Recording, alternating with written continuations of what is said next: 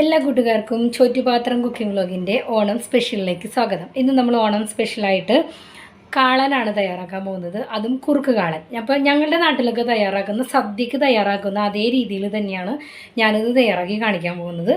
അപ്പോൾ അതിന് വേണ്ടിയിട്ട് ഞാൻ ഒരു 200 ഗ്രാം ചേനയും ഒരു മീഡിയം സൈസ്, മീഡിയം അല്ല, ഒരു മീഡിയത്തിനെക്കാട്ടിലും കുറച്ചുകൂടി വലുതാണ്, കായയും എടുത്തിട്ടുണ്ട്. ചേന ഞാൻ ഇത്തിരി വലിയ കഷ്ണമായിട്ടാണ് നുറുക്കിയിരിക്കുന്നത്. കായേനെ ഇതുപോലെ ചെരിച്ചാണ് നമ്മൾ ശർക്കര ഉപ്പേരിക്കൊക്കെ കട്ട് ചെയ്യണ പോലെ തൊണ്ടൊക്കെ കളഞ്ഞിട്ട് കട്ട് ചെയ്തെടുത്തിട്ടുണ്ട്. അപ്പോൾ ഇതിനെ നമുക്ക് കുക്കറിലേക്ക് ഇട്ട് കൊടുക്കാം. ഞാൻ കുക്കറിൽ ഇട്ടിട്ടാണ് വേവിക്കുന്നത്. തുറന്ന് വെച്ചിട്ട് വേവിക്കുമ്പോൾ കുറച്ച് സമയം എടുക്കും, അതുകൊണ്ട് എളുപ്പത്തിന് വേണ്ടിയിട്ടാണ് ഈ പണി ചെയ്യണേ. ഇതിലേക്ക് നമുക്കൊരു 1/2 ടീസ്പൂണ് മഞ്ഞൾപ്പൊടി ഇപ്പോൾ ചേർത്ത് കൊടുക്കാം. വേണമെന്നുണ്ടെങ്കിൽ പിന്നെ നമ്മളിത് നാളികേരമൊക്കെ ചേർക്കുന്ന സമയത്ത് ആവശ്യത്തിന് വേണമെങ്കിൽ ചേർത്ത് കൊടുക്കാം. ശരിക്കും ഞങ്ങളുടെ നാട്ടിലൊക്കെ കാളന് ഒരു നല്ല മഞ്ഞ കളറായിട്ടാണ് ഇരിക്കാറ്. അപ്പോൾ ഒരു 1/2 മുതൽ 3/4 ടീസ്പൂൺ വരെ ഞാൻ ചേർത്ത് കൊടുക്കുന്നുണ്ട്. പിന്നെ ഒരു 1/2 ടീസ്പൂണ് എരിവുള്ള മുളക് പൊടി ഇട്ട് കൊടുക്കുന്നുണ്ട്. പിന്നെ വേണ്ടത് കുരുമുളക് പൊടിയാണ്, ഒരു 3/4 ടീസ്പൂണ് കുരുമുളക് പൊടി. കുരുമുളക് പൊടി ഇങ്ങനെ ക്രഷ് ചെയ്തതല്ലാണ്ട് ഇത് നല്ല പൊടിയായിട്ടുള്ളത് തന്നെ ഇട്ട് കൊടുക്കണം കേട്ടോ. അത് ശരിക്കും ഇപ്പോൾ ഈ നമ്മൾ കുറച്ചൊരു ക്വാണ്ടിറ്റി ഉണ്ടാക്കുമ്പോഴാണ് ഇതൊക്കെ നേരിട്ട് ഇട്ട് കൊടുക്കുന്നത്. വലിയ സദ്യക്കൊക്കെ ഒരുപാട് ഉണ്ടാക്കുമ്പോൾ അവർ ചെയ്യുന്ന രീതി കുറച്ച് വ്യത്യാസമുണ്ട് കേട്ടോ. അതായത് ഞാൻ കണ്ടിരിക്കുന്നത് മഞ്ഞൾപ്പൊടിയും കുരുമുളക് പൊടിയും കൂടിയും കുറച്ച് വെള്ളത്തിൽ ഇട്ടിട്ട് ഇങ്ങനെ കലക്കി വയ്ക്കും. എന്നിട്ട് ഈ കഷ്ണങ്ങളൊക്കെ കൂടി ഒരു ഉരുളിയിലാണല്ലോ ചെയ്യുന്നത്. ആ ഉരുളിയിലേക്ക് ഇട്ടിട്ട് ആ വെള്ളം ഊറ്റിയാണ് ഈ കഷ്ണങ്ങളിലേക്ക് ഒഴിക്കുക. അതിൻ്റെ ആ തെളി മാത്രം, ആ കുരുമുളകിൻ്റെ ആ ഒരു തരിപ്പ് ഒന്നും ഉണ്ടാവാൻ പാടില്ല എന്നുള്ള രീതിയിലാണ് അത് ചെയ്യണത്. അങ്ങനെയാണ് സദ്യക്കൊക്കെ വേവിക്കണത്. ഇപ്പോൾ നമ്മൾ വീട്ടിൽ ചെയ്യുമ്പോൾ ഇത് അതിനകത്തേക്ക് നേരിട്ട് ഇട്ട് കൊടുക്കണമെന്നുള്ളൂ. ഇതിനകത്തേക്ക് കുറച്ച് വെള്ളം, ഒരുപാട് വെള്ളം ഒഴിക്കേണ്ട, ഒരു 1/2 കപ്പ് വെള്ളത്തോളം ഒഴിച്ചിട്ട് നമുക്ക് അതിനെ അടുക്കി പിടിക്കാൻ പാടില്ല. അപ്പോൾ ഒരു 1/2 കപ്പ് വെള്ളം ഒഴിച്ചിട്ട് നമുക്കിതിനെ വേവിച്ചെടുക്കാം. ഒറ്റ വിസിൽ വെച്ചാൽ മതി. വേവ് ചേനയുടെയും കായയുടെയും വേവ് നോക്കിയിട്ട് വിസിലിൻ്റെ എയർ തട്ടിക്കളയണമെന്നുള്ളത് നമ്മൾ മേടിക്കുന്ന ചേനയുടെയും കായയുടെയും വേവ് അനുസരിച്ചിരിക്കും. പക്ഷേ ഒരുപാട് വെന്ത് പോകാൻ പാടില്ല. കാളന് കഷ്ണങ്ങൾ ഒരുവിധം ഇങ്ങനെ കടക്കായിട്ട് തന്നെ കിടക്കും. കുറുക്ക് കാളന് വേണ്ടിയിട്ട് കായയും ചേനയും ഇതാ ഞാൻ വേവിച്ച് വെച്ചിട്ടുണ്ട്. ഇതിനകത്ത് അത്രയും വെള്ളമുണ്ട് കേട്ടോ. അപ്പോൾ ഈ വെള്ളം നമുക്ക് ഇതിൻ്റെ കൂടെ അങ്ങോട്ട് വറ്റി പൊക്കോളും. അപ്പോൾ ഞാനൊരു അടികട്ടിയുള്ള ഒരു ഇൻഡാലിയത്തിൻ്റെ ചീനച്ചട്ടിയാണ് എടുത്തിരിക്കുന്നത്. ശരിക്കും നാട്ടിലൊക്കെ ഇത് കലച്ചട്ടിയിലാണ് വയ്ക്കുക, മൺകലമല്ല, കലച്ചട്ടിയിലാണ് ഉണ്ടാക്കുക. എൻ്റെ അമ്മയൊക്കെ കലച്ചട്ടിയിൽ ഉണ്ടാക്കണതാണ് ഞാൻ കണ്ടേക്കുന്നത്. പക്ഷേ ഞാൻ എൻ്റെ ഇത്രയും നാളത്തെ ഒരു എക്സ്പീരിയൻസ് വെച്ചിട്ട് പറയുകയാണെങ്കിൽ ഉരുളിയിലോ അല്ലെങ്കിൽ അടികട്ടിയുള്ള പാത്രങ്ങളിൽ സദ്യയുടെ, പ്രത്യേകിച്ച് നമ്മുടെ മലയാളി ഫുഡ് ഉണ്ടാക്കുകയാണെങ്കിൽ, സൗത്ത് ഇന്ത്യൻ ഫുഡുകൾ ഉണ്ടാക്കുകയാണെങ്കിൽ നല്ല ടേസ്റ്റാണ് അതിന്. അത് കറക്റ്റ് ആ സദ്യയുടെ ഒരു കൺസിസ്റ്റൻസിയിൽ കിട്ടുകയും ചെയ്യും. പിന്നെ എല്ലാവർക്കും തോന്നും അതിന് ഒരുപാട് ഗ്യാസ് ചിലവാണ്. അത് ചൂടാവണത്രയും സമയം എടുക്കുകയുള്ളൂ.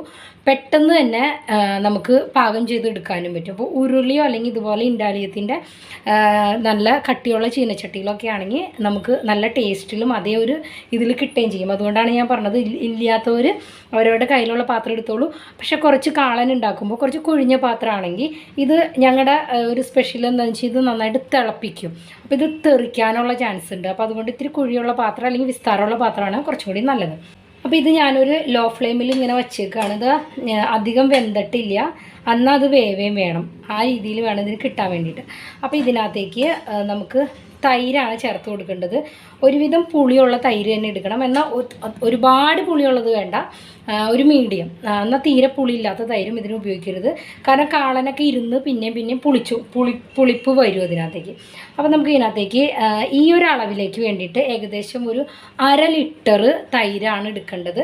തൈരിനെ മിക്സിയുടെ ജാറിലിട്ട് ഒന്ന് കട്ട ഉടച്ചിട്ട് വേണം ചേർത്ത് കൊടുക്കാനായിട്ട്. അപ്പോൾ നമ്മുടെ തൈരൊക്കെ അടിച്ചെടുത്തുകൊണ്ട് വന്നപ്പോഴേക്കും ആ ലോ ഫ്ലെയിമിൽ വെച്ചിട്ട് അതിൻ്റെ വെള്ളമൊക്കെ ഒന്ന് വറ്റി വന്നിട്ടുണ്ട്. ഇതിനകത്തേക്ക് ഞാൻ 1/2 ലിറ്റർ ഒരുവിധം പുളിയുള്ള തൈര് ചേർത്ത് കൊടുക്കുകയാണ്. ഇതിനെ ഫുൾ ഫ്ലെയിമിൽ വെച്ചിട്ട് നന്നായിട്ട് തിളപ്പിക്കണം. അപ്പോൾ തിളപ്പിക്കുമ്പോൾ പ്രത്യേകം ശ്രദ്ധിക്കേണ്ടത് എന്താണെന്ന് വെച്ച് കഴിഞ്ഞാൽ ഇങ്ങനെ ഇളക്കി കൊടുത്തുകൊണ്ടേയിരിക്കണം, അല്ലെങ്കിൽ ഇത് പിരിഞ്ഞു പോകും.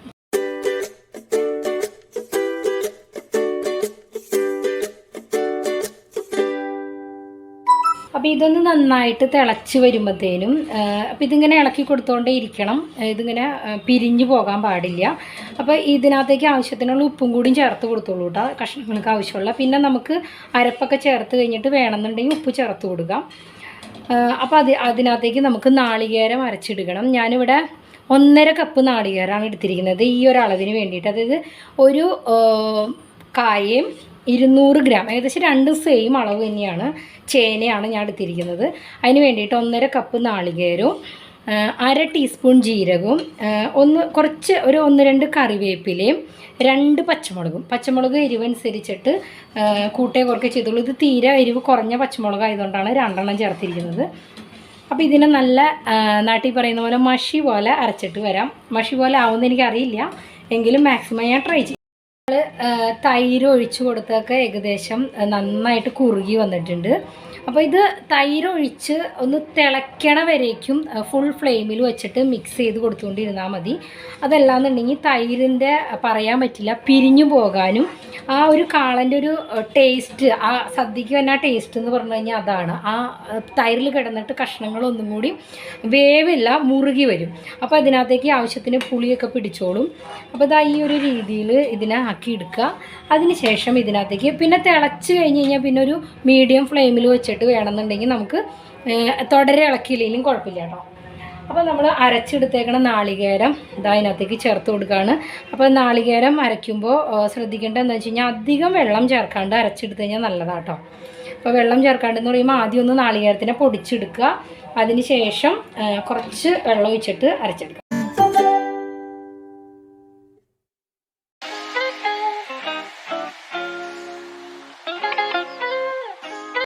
അപ്പോൾ നാളികേരം അരച്ചത് ചേർത്തതിന് ശേഷം ഇതിനകത്തേക്ക് ഒരു പിഞ്ച് ഉലുവപ്പൊടി ചേർത്ത് കൊടുക്കണം. ഒരു 1/4 ടീസ്പൂൺ മതി, കൂടുതൽ ചേർക്കണ്ട, കയ്പ്പരസം വരും. അപ്പോൾ ഇത് കണ്ടില്ലേ, ഇതിങ്ങനെ തെറിക്കും. അതുകൊണ്ടാണ് ഞാൻ പറഞ്ഞത് ഇത്തിരി വിസ്താരമുള്ള പാത്രം അല്ലെങ്കിൽ ഒരു കുഴിയുള്ള പാത്രം. എൻ്റെ മൺകലത്തിന് വാവട്ടം കുറവാണ്, അതുകൊണ്ടാണ് ഞാനത് എടുക്കാതിരുന്നത്. നോർമലി ഞാൻ വീട്ടിൽ എന്തെങ്കിലുമൊക്കെ വീഡിയോ അല്ലാണ്ടൊക്കെ നമ്മൾ പിടിക്കുമല്ലോ, ആ സമയത്ത് ഉണ്ടാക്കുന്ന സമയത്ത് ഞാൻ മൺകലത്തിലാണ് ഉണ്ടാക്കാറ്. അപ്പോൾ വീഡിയോൻ്റെ ആവശ്യം വെച്ചാൽ ക്യാമറ ശരിക്കും അതിനകത്ത് കാണാൻ പറ്റില്ല, അതുകൊണ്ടാണ് ഞാൻ ഇത്രയും ഇതുപോലൊരു പാത്രം എടുത്തത്. ശരിക്കും എനിക്ക് ഈ ചീനച്ചട്ടിയിൽ ഉണ്ടാക്കുന്നത് എനിക്ക് നല്ല ഇഷ്ടമാണ്, കാരണം ഇളക്കാനും പിന്നെ നമുക്ക് നല്ല സൗകര്യമാണ് ഇതിലാവുമ്പോൾ. അടി നല്ല കട്ടിയുള്ള പാത്രമാണ്. അപ്പോൾ ഈ നാളികേരം ഒന്ന് വേവണം. അപ്പോൾ അതിന് വേണ്ടിയിട്ട് നന്നായിട്ടൊന്ന് ഇളക്കി കൊടുത്തിട്ട് ഒന്ന് തിളപ്പിക്കാം. അപ്പോൾ ഇതിനകത്തേക്ക് ആവശ്യത്തിന് വേണ്ടിയിട്ടുള്ള ഉപ്പ് വേണമെന്നുണ്ടെങ്കിൽ ഇപ്പോൾ ഇട്ട് കൊടുക്കാം. കളറ് കുറച്ചും കൂടി വേണമെന്നുണ്ടെങ്കിൽ കുറച്ചും കൂടി മഞ്ഞൾപ്പൊടി വേണമെങ്കിൽ ചേർത്ത് കൊടുക്കാം. അപ്പോൾ ഇതാ നമ്മുടെ കുറുക്ക് കാളൻ ഇവിടെ റെഡി ആയിട്ടുണ്ട്. ഇത് ഒരു നാളികേരം ചേർത്തതിന് ശേഷം ആ നാളികേരം അരച്ചതിൻ്റെ കൂടെ കുറച്ച് ഒരു 2-3 ടേബിൾ സ്പൂൺ വെള്ളം കൂടി ചേർത്ത് കൊടുക്കണം കേട്ടോ. കാരണം അല്ലെങ്കിൽ ആ നാളികേരം ഒന്ന് വേവാൻ വേണ്ടിയിട്ട് നമ്മളൊരു 2 to 3 മിനിറ്റ്സ് എങ്കിലും ഇതിനൊന്ന് തിളപ്പിക്കണം, അല്ലെങ്കിൽ പച്ച ഒരു ടേസ്റ്റ് വരും. അപ്പോൾ കുറുക്ക് കാളൻ എന്ന് പറയുമ്പോൾ അതിനെ കുറുക്കി എടുക്കുക എന്നാണ് അതിൻ്റെ ഒരു അർത്ഥം, അങ്ങനെയാണ്. അപ്പോൾ അതുകൊണ്ട് തന്നെ നാളികേരം വേവണം നന്നായിട്ട്. ഇത് എന്താ പറയുക, ശരിക്കും സദ്യക്കൊക്കെ ഉണ്ടാക്കുമ്പോൾ തിളച്ച് ഇതിൻ്റെ മീത് ഇങ്ങനെ വെളിച്ചെണ്ണ തെളിയുന്ന പറയണേ, ആ രീതിയിലാണ് അവരാക്കിയിടുക. അപ്പം ഞാൻ അത്രയ്ക്കൊന്നും വയ്ക്കുന്നില്ല, കാരണം ഇനി ഇതിരുന്ന് കട്ടിയാകും. ഈ ഒരു ഇതിൽ നിന്ന് കുറച്ചും കൂടിയും ഒന്ന് കട്ടിയായിട്ട് കിട്ടും നമുക്ക്.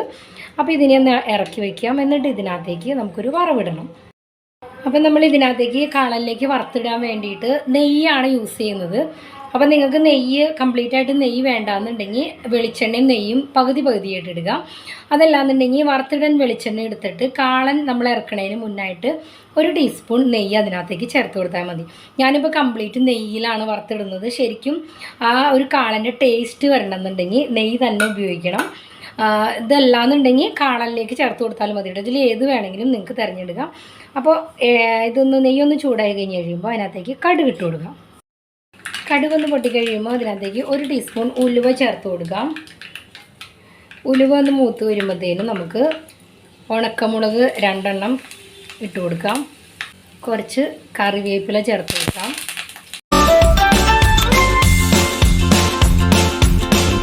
ഒരു നുള്ള് കായത്തിൻ്റെ പൊടി, 1 ടീസ്പൂണോളം കാശ്മീരി റെഡ് ചില്ലി പൗഡർ ചേർക്കുക. തീ ഓഫ് ചെയ്തിട്ട് ഇത് നന്നായിട്ടൊന്ന് മിക്സ് ചെയ്തിട്ട് നമ്മുടെ കാളനിലേക്ക് ഒഴിച്ചു കൊടുക്കാം. അപ്പോൾ ഇതാ നമ്മുടെ സൂപ്പർ ടേസ്റ്റിൽ കുറുക്ക് കാളൻ, സദ്യ സ്പെഷ്യൽ കുറുക്ക് കാളൻ ഇവിടെ റെഡി ആയിട്ടുണ്ട്. എല്ലാവരും ഒന്ന് ട്രൈ ചെയ്ത് നോക്കുക. ഉണ്ടാക്കി നോക്കിയതിന് ശേഷം നിങ്ങളുടെ അഭിപ്രായം എന്താണെന്നുള്ളത് കമൻറ്റ് ബോക്സിൽ ഒന്ന് അറിയിക്കണം. അപ്പോൾ പുതിയ വീഡിയോയിലൂടെ നമുക്ക് വീണ്ടും കാണാം. എല്ലാവർക്കും ഒരു നല്ല ദിനം. നന്ദി, നമസ്കാരം.